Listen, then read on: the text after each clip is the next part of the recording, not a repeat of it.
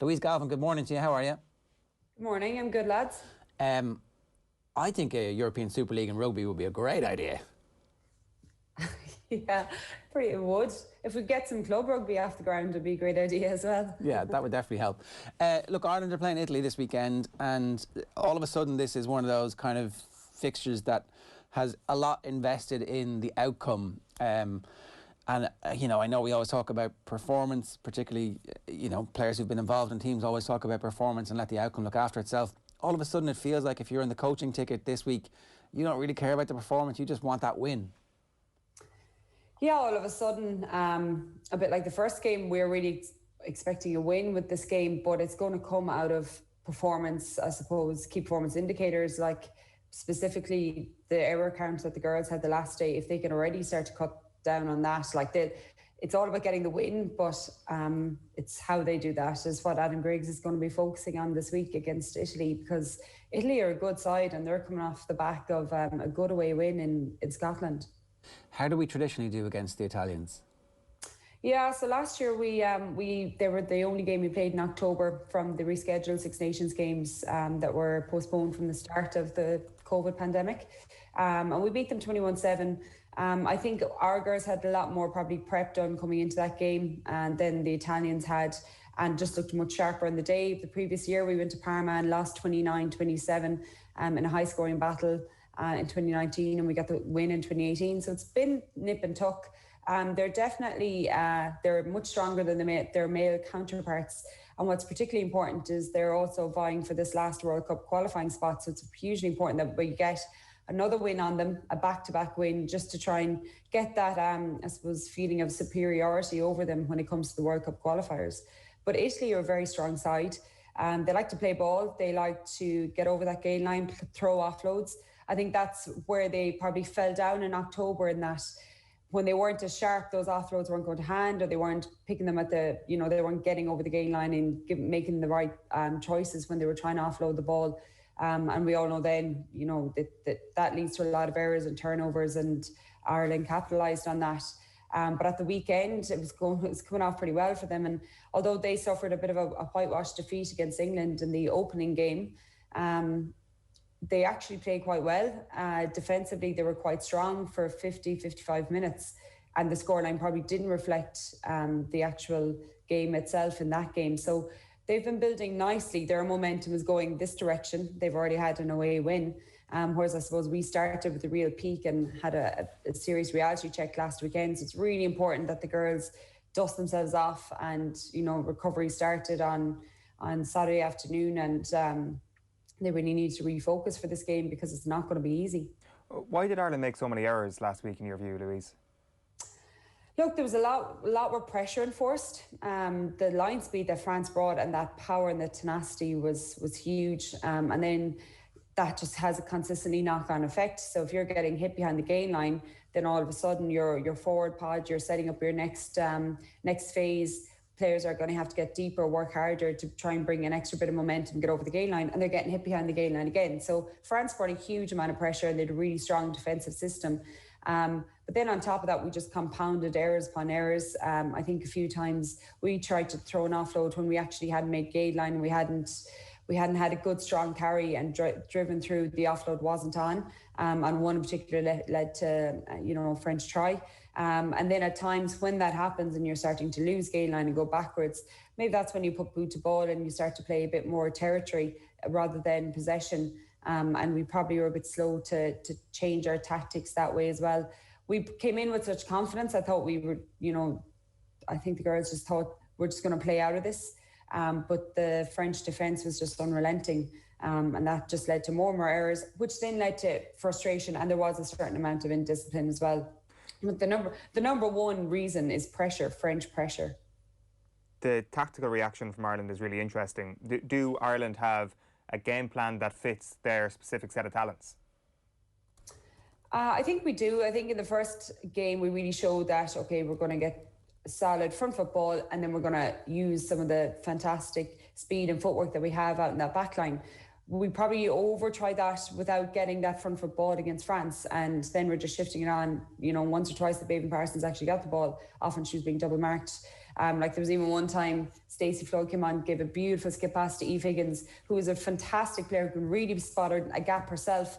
But you can nearly see she was conditioned to shift the ball to Baveen when actually Eve had half a gap and her player had already shifted on to double mark Baveen. So it's about playing that, go back to playing a little bit of heads up and people taking their own opportunities as well.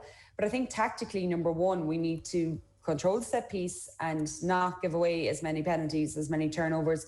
A little bit slow to the breakdown as well against France, a little bit less aggressive. So again, France or Italy are pretty good around the breakdown as well. So they'll have spotted that as a weakness. Now, having said that, in Italy, considering they won 41-20 against Scotland, they still had 15 turnovers of their own. Again, if you play that offloading game, you do have a tendency sometimes to have a higher error count. But again, that's where the girls can capitalise and either try and shift the ball quickly and actually try and play from those and try and hit them on the counter, or just try and set her up, get her set piece going, work our way into the game, get front football, and then work off first, second phase set piece like we tried to do against Wales and like we did well against Wales. What do you do about the confidence this week? And you mentioned the sense of momentum, like the competition is so short. It's good to hear that it's possible. The Italians obviously felt that it was possible to recover very quickly from their defeat against England, but at least they had the start of that game to kind of cling on to and point to and say, look, our defence was strong. This team that we're coming up against this week, they're nowhere near the same. What does the team this week do to try and zap away the France performance and lean back on the original performance? Yeah, look, a lot of these girls, they'll have a professional mindset, and we hear Ciara Griffin saying in the interview, recovery started pretty much ASAP as soon as the final whistle went. They'll have been disappointed with themselves, disappointed with the performance, disappointed with some of the individual decision and the team errors as well. So they'll be very keen to go out and completely change the tune and leave this Six Nations, this tournament, in a positive light. And they see themselves as being third outright, and I think they are, but they have to prove that against their biggest contenders for that spot, which is Italy this weekend. It's a nice little bonus to be playing at home as well. But I think you just have to look at what went well against France. Like, I don't think the scoreline is where the two teams are at. I think France are ahead, but I don't think they're 56-15 ahead with 2 no-phase tries from turnovers. It's like a sevens game. We can't let that happen again. So I think there's a lot that's fixable within a short space of time, because it's not necessarily huge system errors. It's just some individual errors, some individual poor decision making, and just they look back to what they did against Wales. They look back at what they did against Italy in October, and they look to rectify a lot more of that type of play. So they know the Italian girls, that they're not a very new team. They have a lot of them that are quite experienced, which again is a positive for them. But it means there should be nothing, I suppose, nothing coming out of the bag that the girls won't expect. And just going back to basics, stop turning over the ball, don't have poor discipline, and then try and get your set piece going. And then once we get that front football and we earn the right to play, I'd back our backs against theirs any day of the week. Do you make Ireland slight favourites, it sounds like?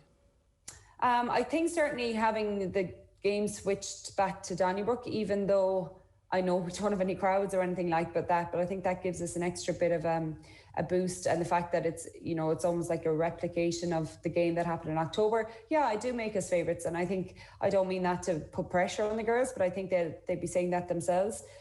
They want to, they believe they're a better team than the Italian squad, but they're going to have to come out and perform and prove it.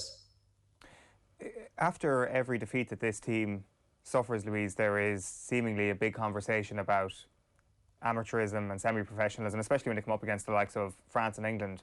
How do you think the player group react to those eternal questions, it seems like? Because it is such an easy thing to point to after a big defeat like last Saturday, but at the same time, it's the same conversation over and over again. Yeah, it is. And I think, look, going back to your first point to that, how do the players react? It's not in their control. You can only control how you prepare yourself individually, how you've learned from the previous game, how physically and mentally prepared you are for the next game. And that has nothing to do with it. So that's how they prepare for it. You have to completely block that out and just not entertain any chat about it, because it's irrelevant at this point in time. And it's for other people, I suppose, sound bites to talk about. And I think as well, like a lot has been made of the whole professionalism, the money side of things. Like France wouldn't have had a huge amount more of time together than the girls had in their camps. But what France have is an incredibly strong club structure, a huge amount of girls playing the game, and they're all playing from a younger age. So as much as it is important to have, I suppose, you know, when we're looking at trying to level the playing field in terms of how prepared our squad are, it's not just about throwing a ball of money at the current 30, 35 players that are involved in the Six Nations squad. I mean, for example, if Adam Griggs if he picked up, God forbid, 5 or 6 injuries last weekend, and he didn't want to necessarily go with some of the girls out of that 35-player squad, and he didn't want to take any more from the 7 squad because he's taken a lot of players out of there already. Any other player outside of those squads hasn't been playing rugby since the AIL didn't fully start up. They started a community series which finished last October. So due to whereas all these other countries have had club, it's been obviously it's been broken, and at times they've had to stop, but they've had a lot more ongoing club. And even the priority of getting the domestic game up and running, that's way down the priority list, and that's a huge problem as well as getting our younger girls playing. It's what are our breakthrough players and current players playing at, what level are they playing at, and as well the visibility and the opportunities that the current international squad gets. So it's not just about making this squad professional. There's a whole other I suppose range of issues beneath it all. There's one other rugby story this morning. The Examiner are reporting, and they would know that John O'Gibbs is potentially on his way to Claremont to replace Frank Azima as head coach, which obviously would leave a vacancy at La Rochelle for somebody to run both the rugby operations and be head coach. And they're suggesting that O'Gara is close to settling his medium-term future, Simon Lewis reports, with a commitment to La Rochelle for the next 3 years. So that would be a significant increase in his responsibility for all of the rugby operations and his long-term future, medium-term future, long-term, 3 years is long in professional sport tied down. It's great for him, and I know obviously people were saying that it would be great to get him back to Munster and it would be great to get him in the Irish setup, but actually the more coaches we have operating at that level, the better for Irish rugby in the long term. Yeah, exactly. The more experience he gets working at that level that he can bring back, that we hope he can bring back eventually, the better. So why not? He's obviously in a good spot within the club. He's done fantastic. And just, I know a lot of people are, obviously, Rog is well known for his tactical nuance, but it's a lot of, recently we're getting an insight into that culture that he creates. That's huge. That's phenomenal. That's the sort of stuff you can't buy. And if he can, when you're the head coach, you lead that culture within a squad, the senior squad. But if you're going above that, more towards directing rugby operations, that actually peters down to the culture within the whole staff, playing staff, underage development. So you've a huge amount of influence and a huge amount of responsibility. But if he can harness that experience and bring it back to Ireland, we'll be all the better for it. Louise, good stuff. Thanks a million. Cheers. Cheers, guys. Louise Galvin giving us some thoughts on Ireland, Italy at the weekend, and the news this morning that Ronan O'Gara appears, according to the Examiner, close to committing his future to La Rochelle for the next 3 seasons. It's 7 minutes past 8. If you want to get in touch with us, we'd love to hear from you. 0879 180 180. We're going to talk about the European Super League, the impact on Scottish football, and the potential news that has come in the last 24 hours that the possibility of Celtic and Rangers playing south of the border has now been put firmly back on the table. Right back after these.